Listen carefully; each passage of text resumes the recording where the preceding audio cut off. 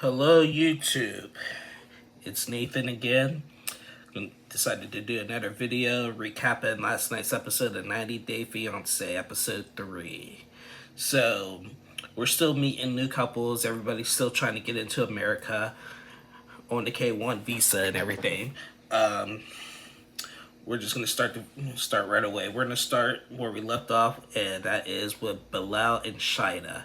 So, if you guys remember last week, Bilal, when Shida arrived to America, he wanted to test Shida to see if she's really in it for love or just materialistic things.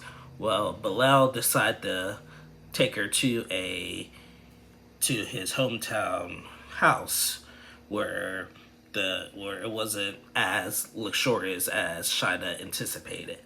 So when Shida got there, she wasn't impressed. They got into an argument about it on day one, and the prank did not go well. So in this new episode, it starts out with Shida and Bella waking up. Shida's in a better mood the next day, and she actually apologizes to Bilal. I was kind of surprised for the apology, but she apologized to Bilal about how she acted and everything, and that she does love him, wants to be with him. And then she called her mother to show her the house. And in the episode it was kind of funny because when Shida was showing the house, her mother just started cracking up laughing. It was her laugh was actually just funny. I was just dying when her laugh. She was just cracking up. But Shida's mom gave her some good advice. She said, don't brush it off too quickly. Give it time and see if things will work out. Like don't automatically end it right now. So that was good advice. She listened to her mother. So and then the apology. So then, Bilal says, okay, we're about to go meet my mom. But he's really doing taking her to the actual house. So, and then she asked him if his mom didn't like her, would he still be with her? And he said probably not, but don't worry about that. So I was thinking, oh boy, here we go. So then we get to the house, like when they're driving around in the van, and she was getting into a better neighborhood and stuff and looking at nicer houses. She was like, oh, this is a little bit nicer. This is actually what I anticipated. So they go inside Bilal's actual house, and Bilal says, this is where you'll be staying.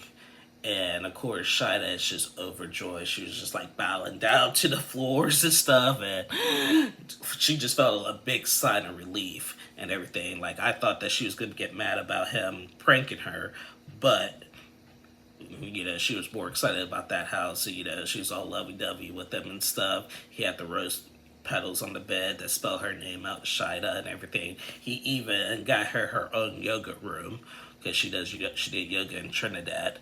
So I thought that was pretty nice.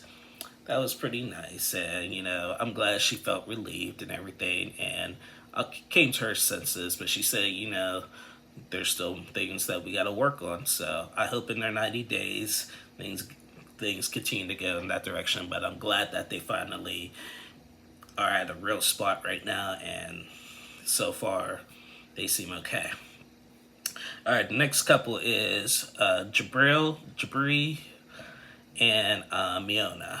So Miona arrived to America, and Jabri came in with all this fancy stuff, this fancy outfit and stuff, and gave her a cowgirl hat and everything. And so it starts out, he lets off a big scream in the airport parking lot with nobody around, and Miona was just like, nah, I'm not gonna scream, but you could see the excitement on Jabri's face, and that she's finally in America. So he takes her around town to Rapid City, South Dakota, and Miona is just not impressed. Like, she was not impressed with how small it was, like the town part, how small it was and how flat it was. She was not impressed. And as you know, Miona wants to live in New York, Los Angeles. Like, she wants to live in the big, well-known cities. And, she's not used to coming from Serbia. She's she's just used to the bigger lifestyle, and she expects that here in America. So she wasn't impressed. So they go to their parents' house, to Jabri's parents' house, and the mom is already on day one just questioning her. What do you want to do? Like the mom and stepdad just, what do you want to do? What's your intentions? Blah blah blah blah blah and all that. And I'm just like, man, let the girl breathe. She just got off of a long flight. She probably just wants to rest. She didn't probably come here to, you know, to get grilled right out the get go. So I'm just like, don't question her right away. Just get her feel comfortable, get her settled in, and then go from there. So I thought it was a bit much there. So I hope that they can work that out. Next was Emily and Kobe.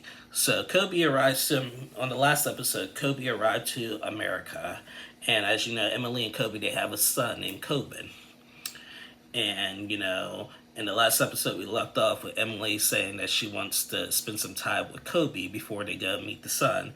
And Kobe was just like, I want to meet my son, but she kind of talked him into it, like, yeah, you will, but let's just enjoy our one-on-one time first before we do that, because it's going to be all parenting and all working on our relationship, a 90-day wedding and everything. It's just going to be too chaotic. So let's just have one night to ourselves before we go into this crazy lifestyle. So, at first he wasn't thrilled about it, but I think he understood. So they go to a restaurant, and with Kobe being from Cameron and everything, he came and coming to a small town in Kansas. They go to this restaurant. He was the only minority there, so he felt out of place. And he was telling Emily, like, listen, I'm the only minority here. Like, I'm not comfortable. This actually kind of reminds me when we met in China. He was telling about his experiences culturally while he was in China. Some liked him and some looked down to him as he wasn't human, he mentioned. So Emily tried to make peace of that and everything, and then Emily starts grilling him about how much money did you bring, did you invest in everything and everything, and he was like, whoa, why are you questioning me like this? I did everything you asked me to and everything. So I feel like, and this goes back to Jabri and Miona, and now with Emily and Kobe, like, y'all, they just had like a long flight, traveling from a different country to come here on a K-1 visa. Let them breathe. You know what I'm saying? Let them breathe. Let them get accustomed to it. Like, don't come in like guns blazing right out the get-go, because they want to go back. They're going to want to go back right away if that happens.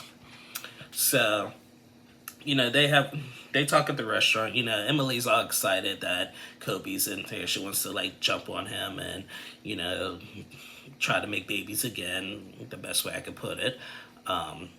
So I think they're going to be a good couple. I think in the next episode he's finally going to meet his son, and I can't wait to see that, because I think that's going to be a good moment. But she's all excited for him being in America and him just being there and being a father, and they want to have their alone time. So I'm not mad at that. Next we see was Eve and Muhammad. Muhammad arrived to America on this episode. He arrived to America. He's all excited. They have this like nice little greeting at the airport and stuff. And Muhammad said that in Egypt you can't really show like affection in public like that. So the first thing he said, like, that was his first taste of freedom with their big kiss in the airport. So Eve brought him home, and they mentioned something about a benet, and I was just like, wait, what? And then I guess then he's practicing Islam. You got to pray like 5 times a day, and then clean yourself with a toilet and stuff. Like it was kind of, for me, it was kind of confusing a little bit, but I think that somebody on Pillow Talk had said that he probably preferred that over than the flowers that Eve got him at the airport. But they come to the house. The bed's all nice, made with rose petals and stuff, and they're just in their little honeymoon stage and stuff. So it was a nice moment. Not much from them, but it was nice. And then last we got to meet, well, we already know them, but for this season we met Ari and Benny.